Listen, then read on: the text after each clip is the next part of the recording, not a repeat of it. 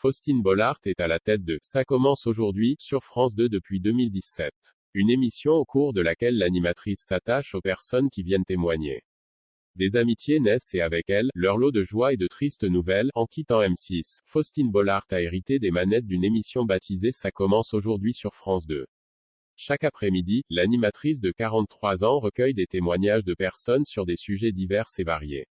Certains thèmes sont malheureusement plus tristes que d'autres, notamment quand ils touchent à de sordides affaires de disparition, de faits divers et de maladies.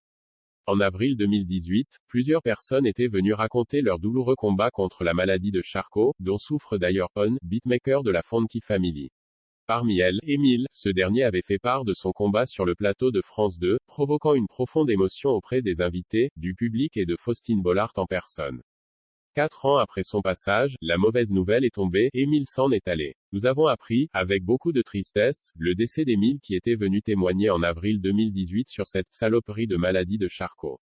Émile est parti entouré des siens, comme il le souhaitait, a indiqué dans un post le compte Twitter de l'émission.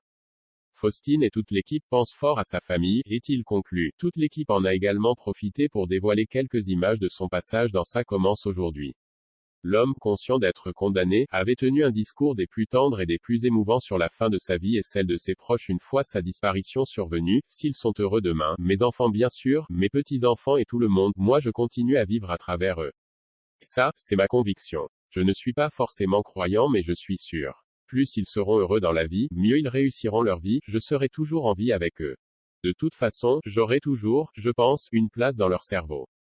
Crochet ouvrant, crochet fermant. Mais je continuerai toujours à vivre avec eux. Je ne meurs pas quelque part, c'est ma conviction profonde. Que ce soit demain, ou dans 1 an ou dans 2 ans pourquoi pas? Je ne mourrai pas, grâce à eux. Ce n'est pas la première fois que ça commence aujourd'hui et la femme de Maxime Chatham font face à de telles nouvelles. Depuis le début de l'année, 2 autres témoins sont également décédés. Véronique, maman d'une petite Malicia, venue raconter son expérience de grossesse tardive et Roger, amoureux de Liliane avec qui il était marié depuis 65 ans.